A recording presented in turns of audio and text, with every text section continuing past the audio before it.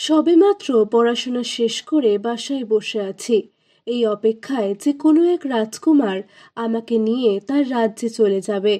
অবশ্য এসব শুধু গল্পতেই মানায়। তা আমার বিয়ের দ্বারাই প্রমাণিত হলো, কারণ আমার বাবা মা বিয়ের জন্য এক বুড়ো দামড়া খুঁজে এনে দিল। আমার পোড়া কপাল, ভেবেছিলাম রাজপুত্রের কথা, আর এখন তো দেখি দরবেশ বাবা। যাই হোক, সময় মতো আমার হবু বর আমাকে দেখতে এলো তার কিছু বন্ধু এবং তার বোনের ছেলেকে নিয়ে। বন্ধুরা যদি সম্ভব হতো তাহলে তার বোনের ছেলের সাথে আমি বিয়ে করে ফেলতাম, তবে তা সম্ভব নয়, কারণ সে তো আমার বয়সে ছোট। কেন একথা বললাম তা জানতে হলে তোমাদের পুরো গল্পটি মনোযোগ দিয়ে শুনতে হবে। চলো বন্ধুরা, তবে শুরু করি। তার আগে আমার চ্যানেলটি সাবস্ক্রাইব করে বেল আইকনটি বাজিয়ে দাও। আমার স্বামী চঞ্চল, তার বিরাট এক আড়ত আছে। কম করে হলেও 20 থেকে 25 জন তার আন্ডারে কাজ করে। কোনো রকম টাকা পয়সার অভাব নেই তার। আর হয়তো এটাই মূল কারণ তার সাথে আমার বিয়ের। অবশ্য এতটাও বুড়ো, তবে আমার মাঠে একটু কাঁচা।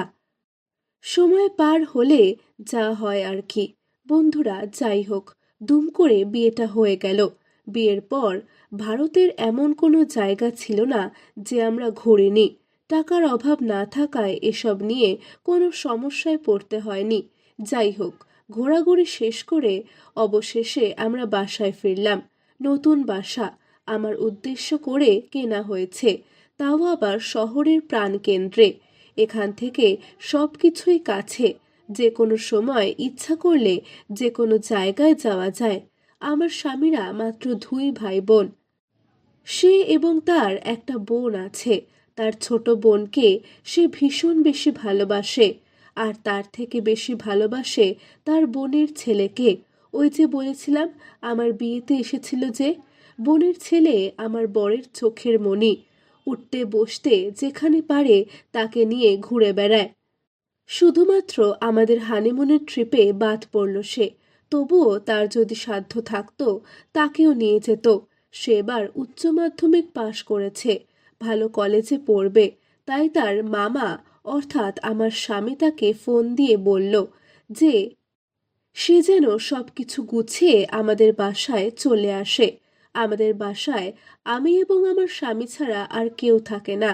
কাছের মানুষদের কথা বাদ দিলাম, প্রায় 4 থেকে 10 জন কাজ করত আমাদের বাসায়। তার ভেতর 5 জন ছিল মেয়ে। যাই হোক, এখন পর্যন্ত রাতের খেলা বাদে কোনো কিছুই কমতি মনে করিনি সংসারে। ইতিমধ্যে আমার ননদের ছেলে আমাদের বাসায় চলে আসলো। এসে মামি মামি বলে আমাকে জড়িয়ে ধরল। হ্যাঁ বন্ধুরা, এটাই সে ভাগ্নে যার সাথে বিয়ের পর আমার একটা সুন্দর সম্পর্ক হয়েছে। আমি বললাম, আসো আসো, তোমার জন্যই অপেক্ষা করছিলাম আমি। আমার কাজের মানুষদের তার সবকিছু তার রুমে নিয়ে রাখতে বললাম। আমি বললাম, চলো সুমন, রুমে আসো, এসে ফ্রেশ হয়ে নাও, তারপরে গল্প করব। সে বলল, ঠিক আছে মামি, চলো। এই বলে আমি তাকে আমার রুমে নিয়ে গেলাম। বললাম, যাও, তুমি ফ্রেশ হয়ে নাও। সে গোসল করে বের হলো। আমি তাকে নিজের হাতে খাইয়ে দিলাম। বললাম, এবার তো তাহলে তোমাকে যেতে দিব না। সুমন বলল, আমি তো যাওয়ার জন্য আসিনি, আমি অনেক দিন এখানেই থাকবো। এবার পড়াশোনাটা আগে শেষ করতে হবে এখানে থেকে। এর ভিতর সে তার মামার খোঁজ করতে লাগলো। সেও তার মামা অনেক বেশি ভালোবাসে, আর আমাকে অনেক সম্মান করে। আমি বাসায় আসার আগে সে আমার শ্বশুরবাড়ির পুরনো বাসায় আসা যাওয়া করত।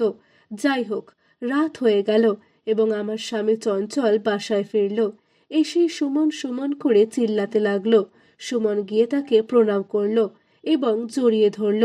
ওদের ভালোবাসা দেখে আমার মাঝে মাঝে হিংসা হয়। ইস, আমার স্বামী যদি আমাকে এতটা ভালোবাসতো। তারপর আমার স্বামী বলল, চলো সবাই একসাথে খাবো আজ। আজ তো বিশাল রান্না হয়েছে, তাই সবাই মজা করে খেয়ে নিলাম। পরদিন আমি তাকে কলেজে ভর্তি করানোর জন্য নিয়ে গেলাম। তার মামা কোনো রকম সময় পায় না, তাই তার সব দায়িত্ব আমাকেই নিতে হলো। এর ভেতরে বেশ কিছুদিন পার হয়ে গিয়েছে। সুমনও নিয়মিত কলেজ করতে লাগলো। একদিন সুমন যখন কলেজে ছিল, আমি তার রুমে গেলাম তার রুমটা একটু গুছিয়ে দেওয়ার জন্য। আমি রুমে গিয়ে দেখি কি একটা অগোছালো অবস্থা। আমি বাসার কাজের মেয়ে ঝুমুরকে ডাক দিলাম। সে আমাদের বাসার কাকির মেয়ে। বললাম, ঝুমুর, আমাকে একটু সাহায্য করো তো। সে বলল, কাকিমা বলেন কি করতে হবে। আমি বললাম, তুমি বিছানাটা পাল্টে দাও। সে প্রথমে একটু না না করছিল, পরে আমি জোর করায় বিছানা পাল্টানোর জন্য তুলল। আর তুলতে যা ঘটল তার দেখার জন্য আমি কখনোই তৈরি ছিলাম না। তার বিছানার নিচে সুন্দর করে বেলুনের প্যাকেট সাজানো আছে। এটা দেখে আমি পুরো থমকে গেলাম। তারপর ঝুমুরকে বললাম, যা, তুই বাইরে যা। আমি সেগুলো একসাথে করে একটা ব্যাগে ভরে নিলাম আর ওকে বললাম রুমটা গুছিয়ে দিতে। আমি রুমে এসে ভাবতে লাগলাম, ব্যাপারটা ঠিক বুঝলাম না। ভাগ্নে এসব নিয়ে কি করে? অনেক প্রশ্ন ঘুরপাক খাচ্ছিল আমার মাথায়। তাই নিজেকে একটু শান্ত করে ভাবলাম, সে একবার বাসায় আসুক, তারপর তার কাছ থেকে সব কিছু শুনে পরিষ্কার করে নেব। সে দুপুরবেলা বাসায় ফিরল। আমি প্রথমে তাকে কিছু বললাম না, তাকে খাইয়ে দিলাম। খাওয়া শেষে আমার রুমে ডাক দিলাম। সে আমার রুমে এসে বলল, মামি, কি হয়েছে? আমি বললাম, আচ্ছা সুমন, আমার পাশে এসে বসো। সুমন আমার পাশে এসে বলল, মামি, কি বলবে? তারপর আমি তাকে ডেকে সেগুলো বের করে তার সামনে ঢেলে দিলাম। এগুলো দেখে তার চোখ বড় বড় হয়ে গেল। সে মনে হয় আকাশ থেকে পড়েছে। কোনো কথাই বলছে না সে। আমি বললাম, দেখ সুমন, এখন যা ঘটবে সব তোমার আর আমার ভেতর থাকবে। তুমি এসব নিয়ে কোনো চিন্তা করবে না। যা সত্যি তাই বলবে। তোমার মামা এসব কিছুই জানতে পারবে না। তুমি শুধু আমাকে বলো, এতগুলো জিনিস তুমি কি কাজে করো? সে আমার দিকে তাকিয়ে চুপ করে রইল। আমি বললাম, চিন্তা করো না, নিশ্চিন্তে বলতে পারো। তারপর সে বলল, মামি দেখো, আমার তো বয়স হয়েছে, আর এই বয়সে টুকটাক সঙ্গ তো লাগে। তাই আর কি এগুলো রেখেছি, যেন সময় মতো ব্যবহার করতে পারি। আর এগুলো কি কাজে লাগে তা হয়তো তোমাকে বলা লাগবে না। আমি একটু হালকা রাগ করে বললাম, সুমন, খুব বেয়াদব হয়ে গেছো মনে হচ্ছে। সুমন বলল, না না মামি, আমি যাদের সাথে করেছি তাদের ইচ্ছায়। আমি বললাম, তাহলে দেরি কেন? তাদের নাম খান একটু বলে দাও শুনি। সে কোনোভাবেই তাদের নাম বলল না। আমি বললাম, তুমি কি আমাকে বাধ্য করছো তোমার মামার সাথে এসব বিষয়ে কথা বলার জন্য? সে আর কিছু না ভেবে বলে দিল, ঝুমুরের নাম। আমি তো শুনে অবাক। আমি বললাম, কি বলো সুমন, তুমি সত্যি ওর সাথে করেছো? সে বলল, শুধু ও নয়, তার মার সাথেও করেছি। আমি এই কথা শুনে আমি আর দাঁড়িয়ে থাকতে পারলাম না। ধপ করে বসে পড়লাম। বাপরে, কি সাংঘাতিক ব্যাপার! মনে মনে ভাবতে লাগলাম আমি। বললাম, আচ্ছা, তুমি এখন তাহলে রুমে যাও, তোমার সাথে এ বিষয়ে পরে কথা হবে। সে একটু চিন্তায় পড়ে গেল।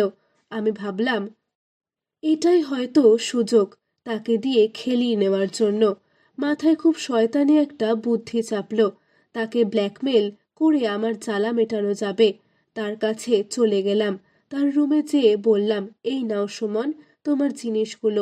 তবে একটা শর্ত আছে। আমি যেখানে আর যখন এটা ব্যবহার করতে বলবো শুধুমাত্র তখন ব্যবহার করবে। সে মাথা নাড়িয়ে সম্মতি জানালো আর প্রশ্ন করল, মামি, তাহলে তুমি বলো, এটা কখন ও কার জন্য ব্যবহার করব? আমি বললাম, আগামীকাল সকালে। সুমন বলল, কার সাথে? আমি বললাম, সে তুমি তখনই জানতে পারবে। এই বলে আমি আমার রুমে চলে আসলাম। রাতটা অনেক কষ্টে কাটালাম, কারণ সকালে যে নতুন এক অভিজ্ঞতার শিকার হব এটা ভেবে রাতে কোনো রকম ঘুম এসেছে অনেক রাতে। বন্ধুরা, আজ এই পর্যন্তই। পরবর্তী পর্বে কি ঘটেছিল তা জানতে হলে সাবস্ক্রাইব করে রাখো। শীঘ্রই তা আপলোড করা হবে। Tata, bye bye.